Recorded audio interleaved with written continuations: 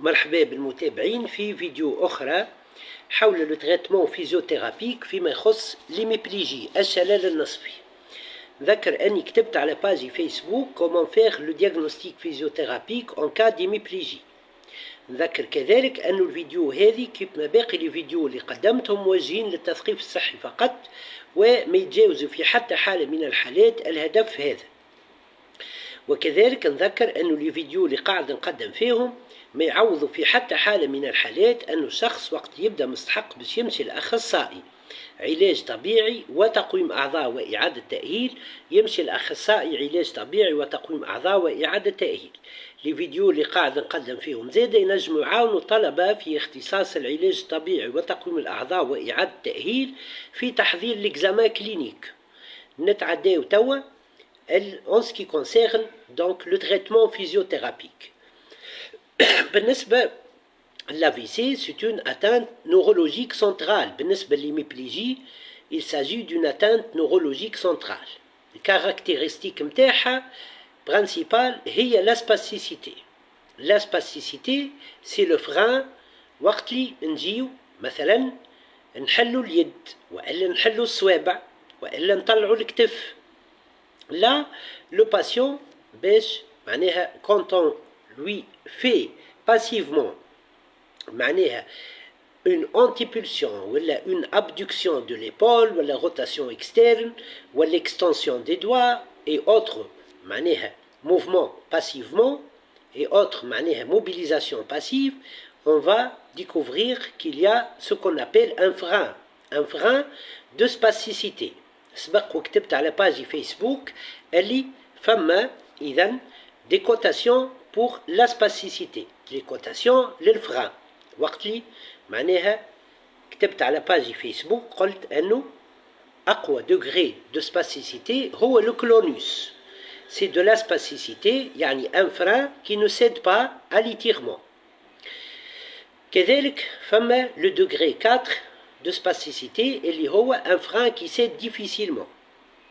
Ouais, le degré 3, la cotation 3, c'est un frein qui cède d'une façon معناها أنه le physiothérapeute ما هواش باش يقعد معناها يبذل جهد كبير في l'étirement. Le frein cède. Enfin, les cotations 1 et 2, ce sont des freins, c'est la sensation de frein léger lors de l'étirement, lors de la mobilisation passive. Alors, on va entamer tawa, comment on va donc faire le traitement physiothérapique en cas d'hémiplégie. Donc, les grands axes, les nez, hum, donc la lutte contre la spasticité, le traitement de la récupération de la commande volontaire على خاطر الشخص باش يلقى صعوبة في أنه باش يعمل دي موفمون معينين. Donc la récupération de la commande volontaire. كذلك le rétablissement de l'équilibre على خاطر il y aura des troubles d'équilibre. كذلك le rétablissement de la coordination على خاطر il peut y avoir des troubles de coordination. Ouais, enfin, donc l'objectif principal, c'est avoir un patient qui est traité. Donc l'objectif principal, c'est de traiter l'hémiplégie. Donc une personne donc saine, un patient meloul, mbad, il sera traité de l'hémiplégie. Voilà. Alors là, comment faire pour avoir ça? Pour le traitement de la spasticité, qu'est-ce qu'on va faire? Alors, pour le traitement de la spasticité, le patient en décubitus dorsal, dans une posture donc d'inhibition de la spasticité. Ça, c'est une astuce. La posture d'inhibition de la spasticité, le membre inférieur, quand on va faire le travail, donc la posture d'inhibition de la spasticité au niveau des deux membres inférieurs, quand on va travailler au niveau des deux membres supérieurs, voilà, du membre supérieur du patient, et posture d'inhibition de la spasticité au niveau du membre supérieur quand on va travailler donc la lutte contre la spasticité au niveau du membre inférieur concerné par la spasticité. Alors, pour la posture de la lutte ou de l'inhibition de la spasticité, patient en décubitus dorsal, les doigts croisés, يحطهم ورا راسه. Voilà, et il reste comme ça le long des mouvements ou de la mobilisation, des étirements que va faire le physiothérapeute pour traiter la spasticité au niveau du membre inférieur concerné du patient. Cette posture, comme vous voyez, voilà, donc là, on a favorisé une abduction des épaules et rotation externe des épaules, ainsi contre positionnement au niveau des deux membres supérieurs du patient qui sont des mouvements ou des positionnements de lutte contre la spasticité. Le schéma de la spasticité au niveau du membre supérieur concerne donc il va concerner les extenseurs de l'épaule, les muscles de la rétropulsion de l'épaule, les rotateurs internes et les adducteurs. Retenez ça bien, c'est très important. Au niveau donc du coude, c'est les fléchisseurs. هذا الشيما اللي نلقاو فيه la spasticité. Ce sont ces muscles qui sont concernés par la spasticité. Au niveau de l'avant-bras, ce sont les pronateurs. Au niveau des doigts, ce sont les fléchisseurs et l'adducteur du pouce. Au niveau du poignet, ce sont les fléchisseurs. Voilà. Donc là, on va faire donc une lutte contre la spasticité au niveau du membre inférieur. Donc au niveau du membre inférieur, le schéma de la spasticité touche donc les extenseurs de la hanche, les extenseurs du genou et les fléchisseurs plantaires de la cheville ainsi que les fléchisseurs donc des orteils. Donc on commence par une posture d'inhibition de la spasticité comme je l'ai montré du membre supérieur concerné par la spasticité. Ensuite, on va faire une mobilisation passive, douce, dans un schéma contre la spasticité. C'est-à-dire, au niveau de la hanche, on va cibler, donc on va faire un étirement contre la spasticité et maintenir la posture de lutte contre la spasticité. On va la maintenir manuellement. On peut faire des postures Z à travers des coussins orthopédiques et d'autres façons possibles de faire des postures contre le schéma de la spasticité au niveau du membre inférieur. Donc au niveau de la hanche, on va faire une mobilisation passive sous forme d'étirement. Étirement de quoi? Étirement des adducteurs. Étirement aussi des rotateurs externes au niveau de la hanche. La spasticité au niveau de la hanche, elle touche donc les extenseurs, elle touche aussi les adducteurs et elle touche les rotateurs externes. Contrairement à l'épaule, oui, elle touche les rotateurs internes. Donc au niveau de la hanche, elle touche les rotateurs externes. Donc un étirement sous forme de mobilisation passive douce, qui sera fini par une posture, le maintien d'une posture manuelle. Voilà. Donc là, c'est important. Donc étirement des extenseurs de la hanche, donc on réalise une flexion maximale, voilà, de la hanche, étirement des adducteurs, donc on réalise une abduction maximale de la hanche, et étirement du rotateur externe, donc on réalise une rotation interne maximale de la hanche. Et on maintient la posture. Là, on est en train de lutter contre la spasticité. On maintient l'étirement Donc 10 à 15 secondes, puis on revient à la position neutre. Il ne faut pas revenir à la position, par exemple, d'adduction, qui est une position spastique. Il ne faut pas revenir à la position de rotation externe, qui est une position donc spastique. Voilà. Il ne faut pas revenir à la position d'extension de la hanche, qui est une position spastique. Ensuite, on va chercher à faire un étirement des fléchisseurs du genou, un étirement et maintien de la posture. Donc une mobilisation passive en flexion du genou. Elle sera maximale, douce et non douloureuse. En même temps, donc on va maintenir la posture. Puis on refait donc l'étirement des ischio-jambiers plusieurs fois. Puis on fait une flexion dorsale, voilà, au niveau de la cheville pour étirer donc les muscles responsables donc de la flexion plantaire de la cheville, pour étirer le triceps sural et donc freiner et inhiber et traiter la spasticité au niveau donc de la cheville. Il faut chercher aussi à faire un étirement des fléchisseurs des orteils et du gros orteil. Donc là, on étire et on lutte et on traite la spasticité donc au niveau donc des orteils. Donc on peut faire aussi des mouvements combinés. On peut faire une triple flexion. Donc flexion dorsale de la cheville, flexion du genou et flexion de la hanche pour gagner le temps, faire le mouvement et réaliser un étirement combiné.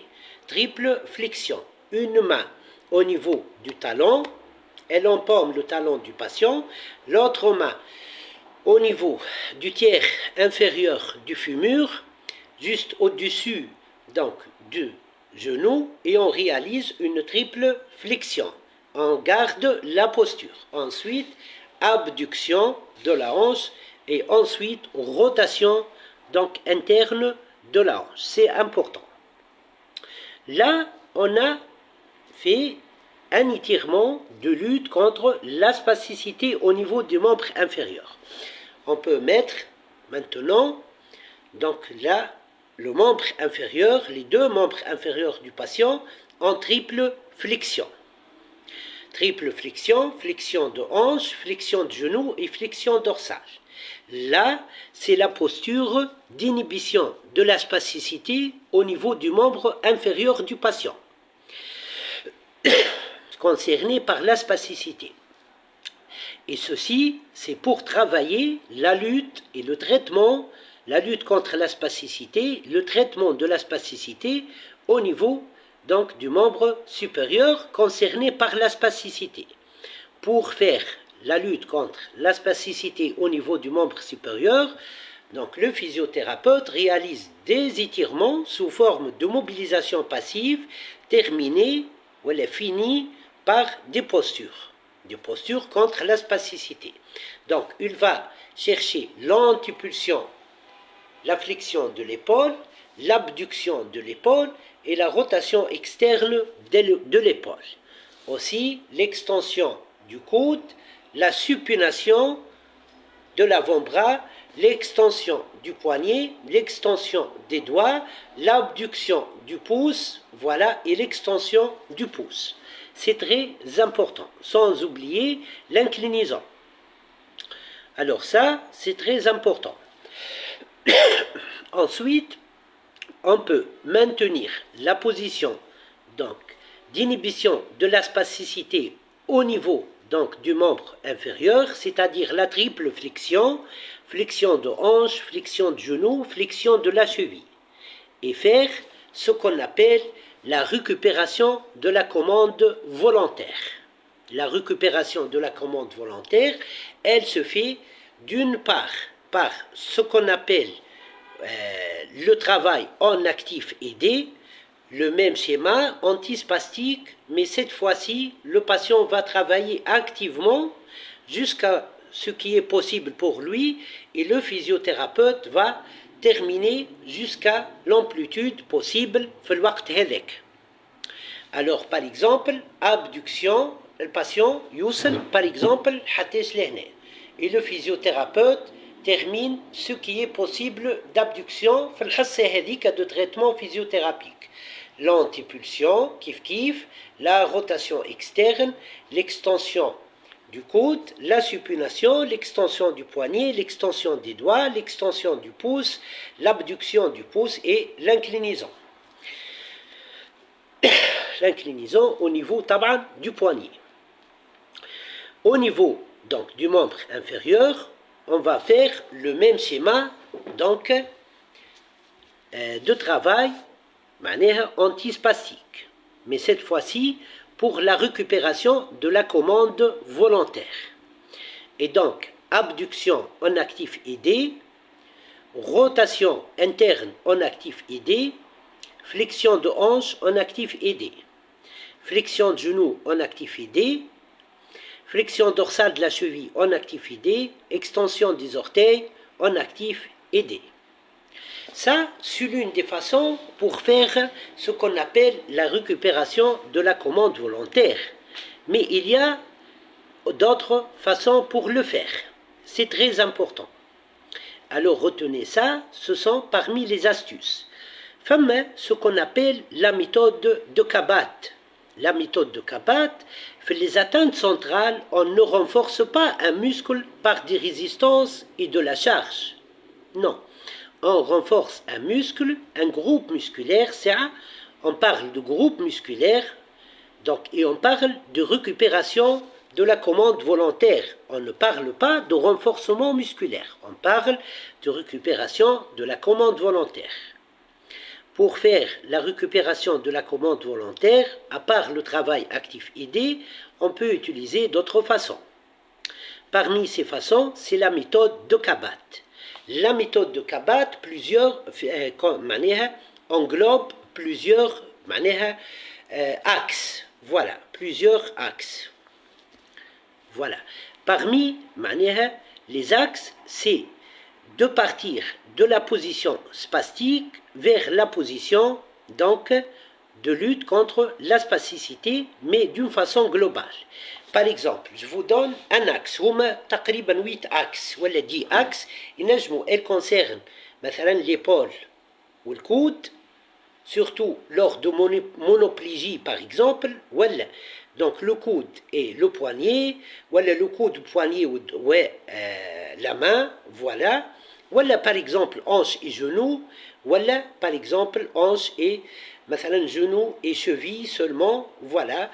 Donc ça dépend, est-ce qu'on a une monoplégie ou une diplégie ou donc une hémiplégie ou une tétraplégie, voilà, ou une paraplégie, voilà. Alors selon le schéma de spasticité, selon l'atteinte, est-ce que une hémiplégie ou une monoplégie ou une diplégie, etc., on va choisir l'axe, voilà, dans lequel on va travailler. Nous, ici, on va prendre, par exemple, la spasticité, elle concerne, par exemple, les orteils, la cheville, le genou et la hanche, le membre inférieur, l'épaule, ou le doigt, ou le poignet, ou le coude, ou l'avant-bras, le membre supérieur. Voilà. Pour, par exemple, un axe qu'on va nommer l'axe CD, par exemple. La position de départ est des orteils en flexion, cheville en flexion plantaire, genou en extension, hanche en extension, rotation externe et adduction. Là, تصوروا هذا نعرف اللي هذه معناها صوابعي ce sont mes doigts, mais تصوروا هذم les orteils. Voilà, وتصوروا اللي البوانيي هو الشوفي، تصوروا اللي mon coude هو الجنو، وتصوروا اللي l'épaule نتاعي هو la hanche. Voilà. Le physiothérapeute, il englobe les orteils et il commence petit à petit, mais la position de départ. Il stimule donc l'ouverture. La stimulation, l'ouverture, l'extension des orteils. La stimulation, aléatoire, d'accord? C'est important de faire une stimulation comme ça. Mais principalement, on va cibler les tendons. les tendons des extenseurs, par exemple des orteils. Voilà, et on stimule. Et on demande au patient d'ouvrir les orteils. On stimule les tendons. Une fois, لقينا extension des orteils. وين باش نمشيو ce qu'on appelle la flexion dorsale. Donc, اجبد المشط نتاع الساق اللي كنتي. Et on stimule donc le tendon du fléchisseur dorsal. Ce sont des astuces utilisées par les physiothérapeutes. Voilà, chef la flexion dorsale. Tawa, on va chercher la flexion du genou. Ethni cercle, ethni cercle, nji au niveau du tendon des ischio-jambiers et je stimule. Ethni cercle. خلي au même temps سوابع ساقيك محلولين مش تنتاع الساق مجبودة باتجاه معناها لا فليكسيون دورسال. اثني ركبتك يعطيك الصحة. ترى là une fois مشينا للفليكسيون donc du genou, on va chercher le schéma antispastique au niveau de la hanche. Le schéma antispastique au niveau de la hanche, c'est une rotation interne, une abduction, une flexion de la hanche. نجم نبدأ باللي نحب. Par exemple, يلا سيدي اجبد je stimule donc la flexion. اجبد الفيمور نوريه اتجاه الحركة. Donc il fait une flexion. Donc, une flexion de ce qu'on appelle la hanche. Ensuite, je stimule les rotateurs internes. Voilà le tendon des rotateurs internes. Voilà, دور ساقك ونوريه الاتجاه نتاع الروتاسيون interne. وخرج ساقك البر. Je stimule les tendons des abducteurs. Et là, je parviens à la position finale qui est hanche en abduction, en flexion, en rotation. Donc interne, genou en flexion, cheville en flexion dorsale et معناها orteil en extension. Ça, وصلنا معناها في l'axe من C vers D. Voilà. D est la position finale. Voilà. Ça, c'est un exemple des axes de la méthode de Kabat. نجي للممبر supérieur, mais سيرش نعطي exemple. تبدا صوابعي هك. Voilà. Poignet en flexion, pouce en adduction et en flexion, et voilà une inclinaison. Voilà.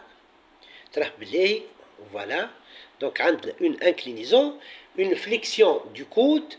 Voilà. Une pronation de l'avant-bras, une adduction. Voilà.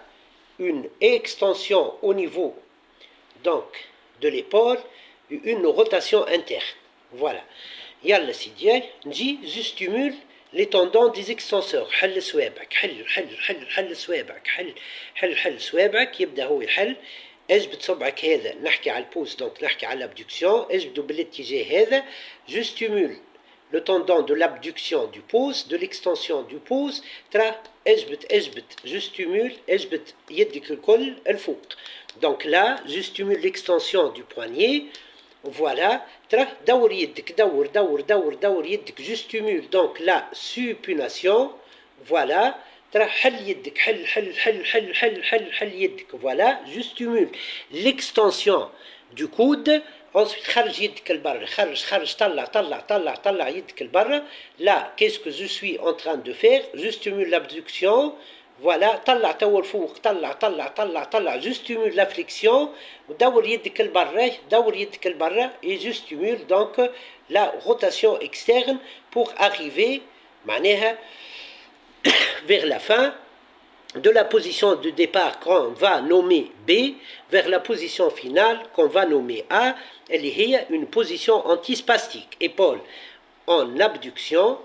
Voilà. Rotation externe. Voilà. Abduction. Rotation externe. Voilà. Antipulsion. زيادة نجم نمشي لها. Voilà. Et معناها نجم زيادة لو نختار بين abduction ولا antipulsion. Mais نجم زيادة quand même les deux. Mais سالش نمشي شوية معناها le maximum de l'abduction اللي يوصل له ونمشي زاده le maximum de l'antipulsion اللي يخدمها. Voilà. Coude en extension. Voilà.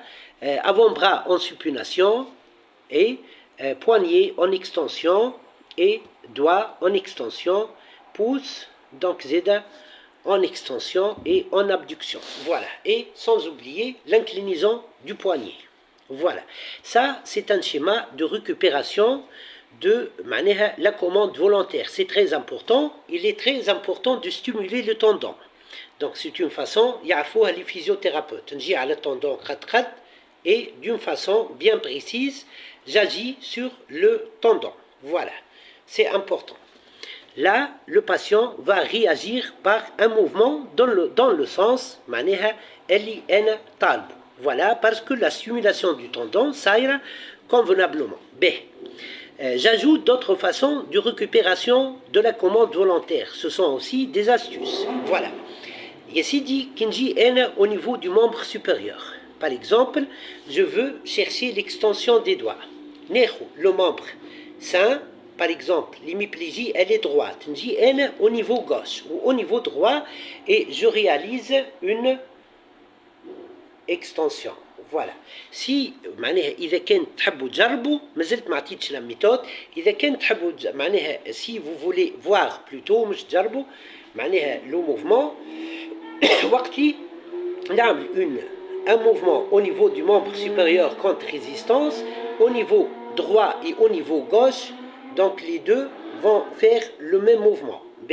إذا كان je fais une extension contre résistance à droite وما نعملش une résistance contre l'extension à gauche, voilà, راهو le membre gauche automatiquement باش يمشي هو زاده en extension. Et de cette façon, je vais agir sur les groupes musculaires. Par exemple, je cherche l'extension.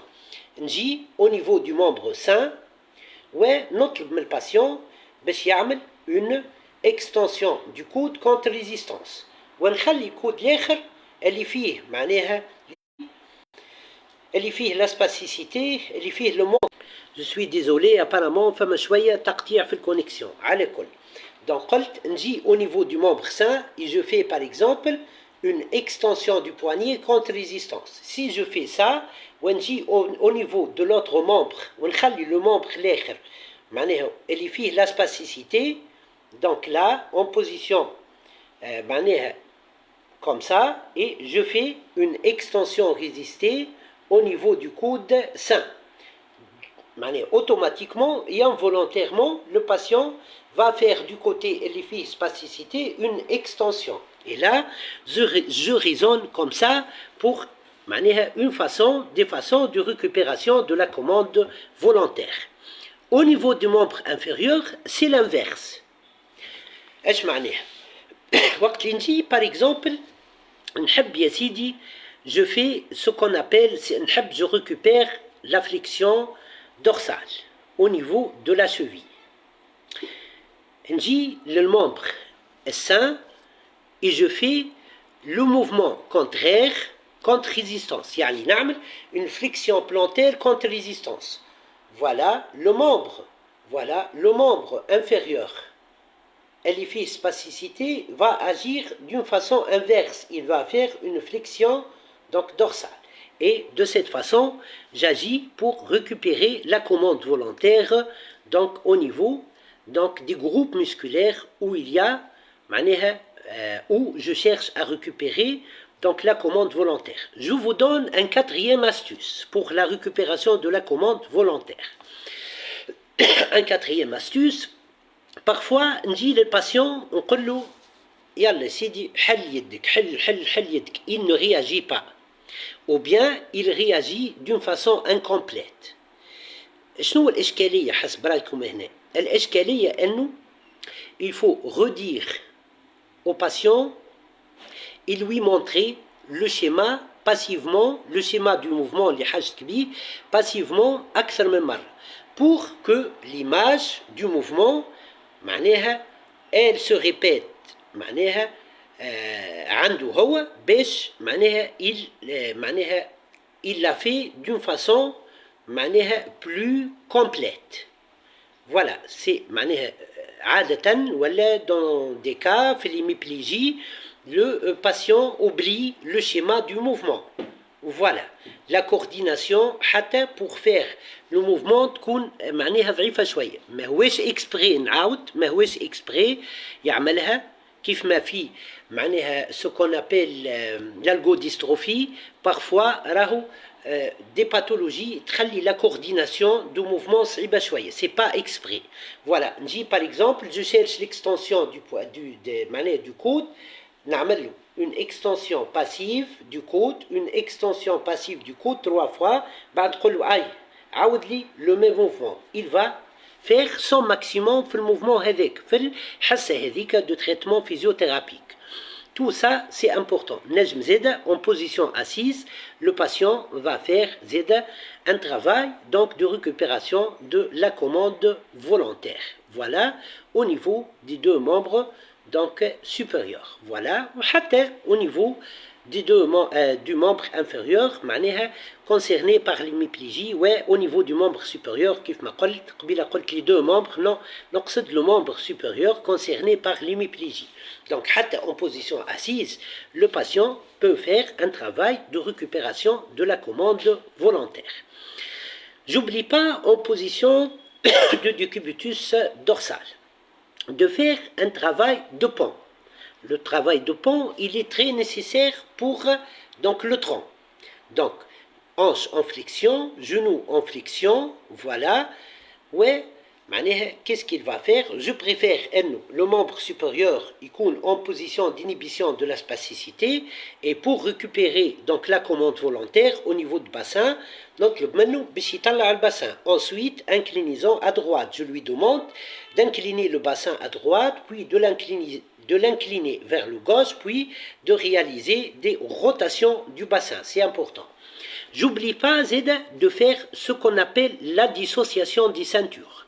C'est très important pour le travail de coordination et de la récupération de ce qu'on appelle la commande volontaire au niveau donc du membre supérieur et du membre inférieur du patient.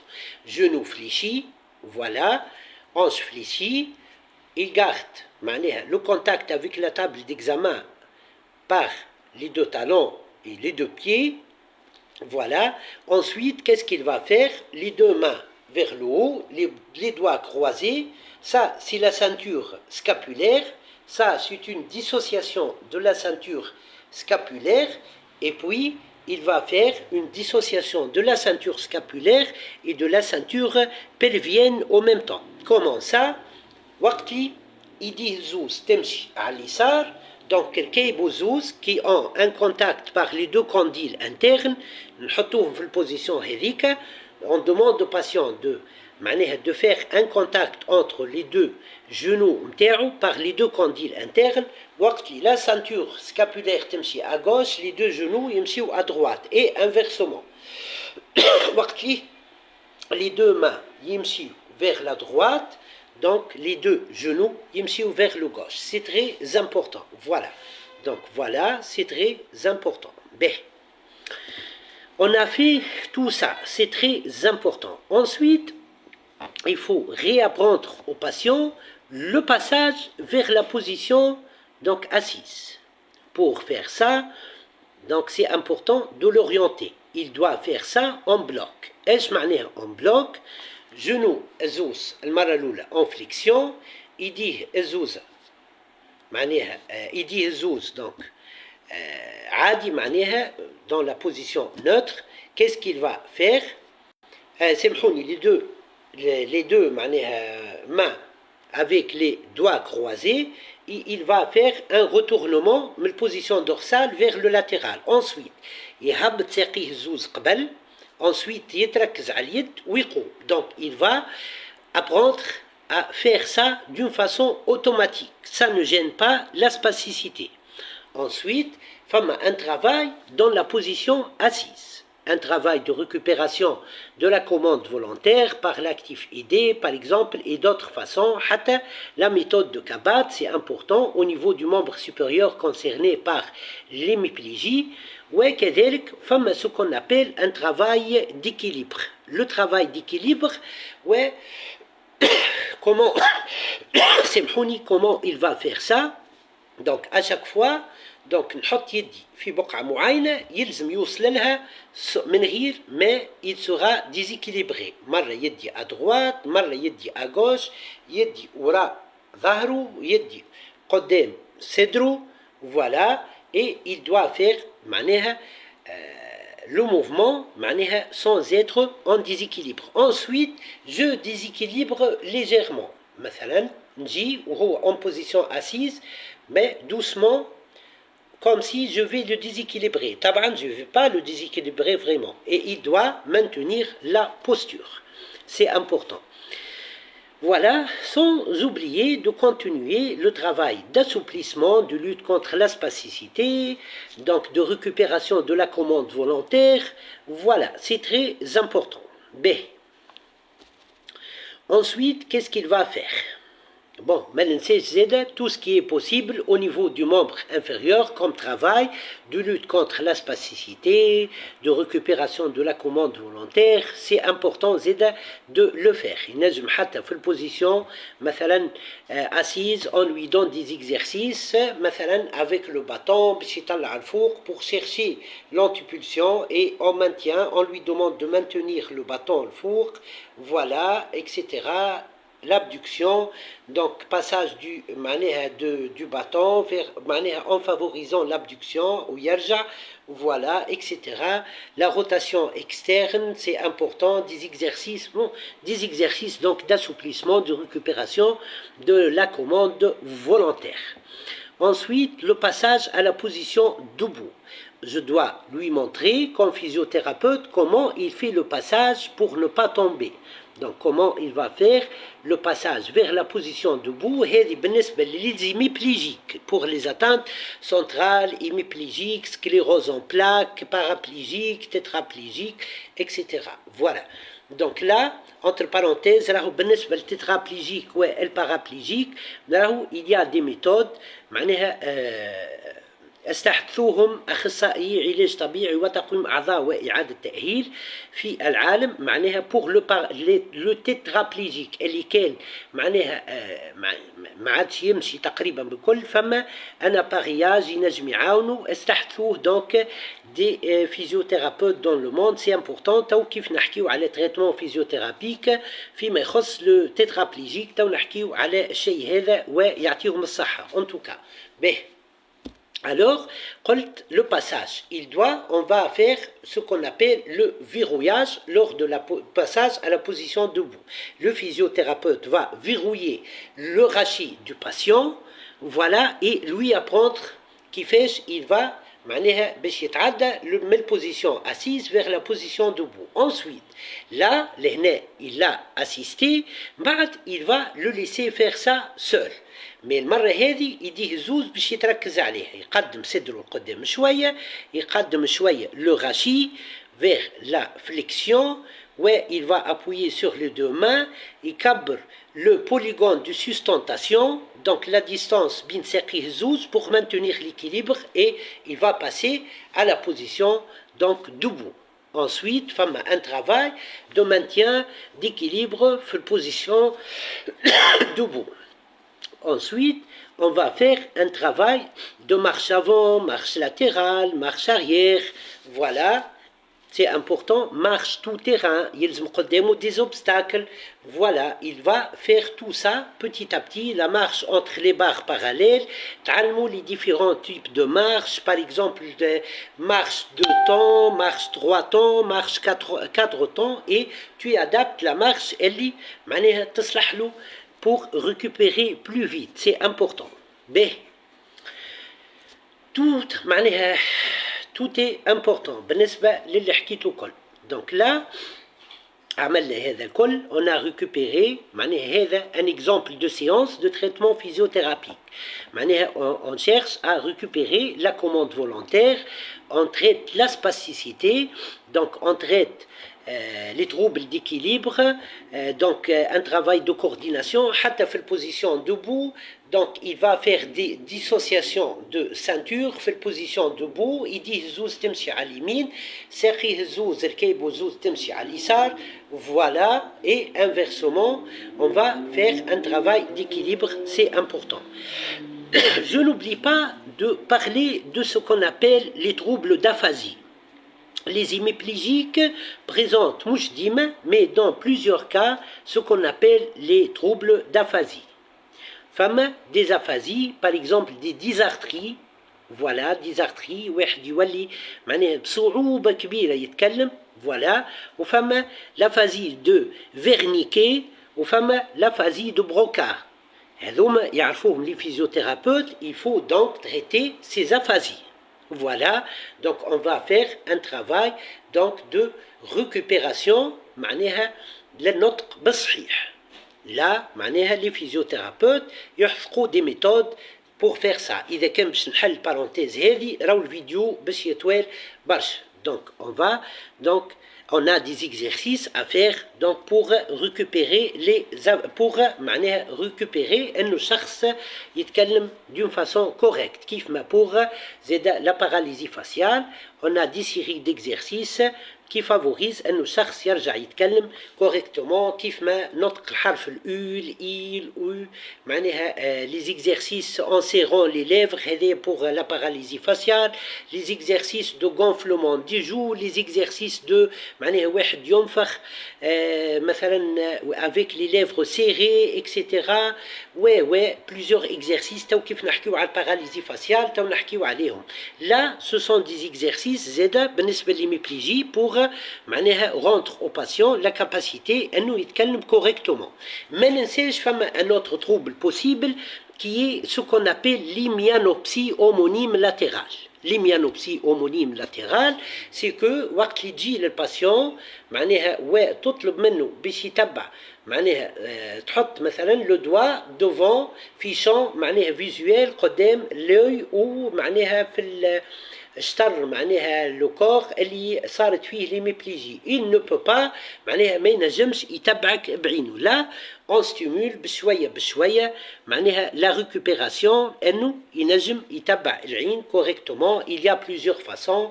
Par exemple donc يسكر العين هذه و on stimule donc les muscles معناها de كيف ما زاد في الباراليزي فاسيال les muscles معناها de l'élévation des sourcils de les élévateurs des sourcils voilà des sourcils voilà الحواجب نقصد voilà à droite à gauche etc. يسكر العين هذه يركز في فون بلون تعطيه اسباس ويركز بعين واحده etc. donc là on stimule donc la récupération donc لانه ينجم يتبع بعينه لو باسيون ينجم يتبع بعينه معناها les choses. Voilà, donc c'est important. Là, c'est معناها حاجات من معناها des choses que fait le physiothérapeute معناها lors d'une séance de traitement physiothérapique en ce qui concerne les mépligies. C'est important. Mais ننساش زاده il faut mettre une écharpe. Voilà, une écharpe بعد séance de traitement physiothérapique et نحيو معناها l'écharpe فيما يخص معناها la séance de traitement physiothérapique. يعني قبل ما يعمل السيونس ولا بعد ما يعمل السيونس يبدأ il porte l'écharpe pour éviter une subluxation de l'épaule. au cours de la séance نحيو l'écharpe puis معناها نرجعوها للباتيون correctement طبعا. Voilà, donc pour le traitement physiothérapique, donc une hémiplégie, il prend une durée donc de la phase flasque vers la phase spastique vers la phase séquelaire معناها في حدود 10 شهور 10 mois. Voilà, du mois à une année de travail معناها de séances de traitement kinésithérapique. Voilà, de traitement donc physiothérapique. Voilà, ينجم يكون أقل وينجم يكون أكثر شوي. ينجم يكون 8 mois كيف ما ينجم يكون 1 mois كيف ما ينجم يكون une année 3 mois et 3 mois. Voilà en ce qui concerne le traitement physiothérapique فيما يخص les mépligies. C'est très important. Voilà, هذم راهم des astuces من ضمن برشا أستيوس أخرين كنت نجم نذكرهم فيما يخص لو تريتمون فيزيوثيرابيك دو ليميبليجي ولكن دونك لا فيديو باش تولي أطول برشا. Voilà, on se contente de ça, c'est très important pour les axes de Kabat. فما 8 axes مثلا في الهيميبليجي نجم نستعملوا راهو أكثر من لي دو معناها زاكس اللي حكيت عليهم هنا في الريكوبيراسيون دو لا كوموند فولونتير. Donc, كيف ما قلت زيادة, on ne parle pas de renforcement musculaire في les atteintes centrales, on parle de récupération de la commande volontaire. Mais في les atteintes neurologiques périphériques, voilà, كيف ما مثلا la polyradiculonévrite ou la polynévrite, voilà, là vraiment on parle de ce qu'on appelle un renforcement musculaire وينجم يكون حتى analytique. Voilà, on va parler de tout ça كل مرة في فيديو بشوية بشوية. مرحبا بكم، إن شاء الله الفيديو كانت مفيدة. نذكر أنها موجهة للتثقيف الصحي فقط، وما تعوض في حتى حالة من الحالات أنه الشخص وقت يبدأ مستحق باش يمشي لأخصائي علاج طبيعي وتقويم أعضاء وإعادة تأهيل، يمشي لأخصائي علاج طبيعي وتقويم أعضاء وإعادة تأهيل. نذكر كذلك أنه الفيديو هذم ينجموا يعاونوا لي زيتيديون في اختصاص العلاج الطبيعي وتقويم الأعضاء وإعادة التأهيل فيما يخص لا بريباراسيون بوغ لي زيكزامان كلينيك. مرحبا بكم وإلى اللقاء. مرحبا وشكرا على المتابعة. مرحبا.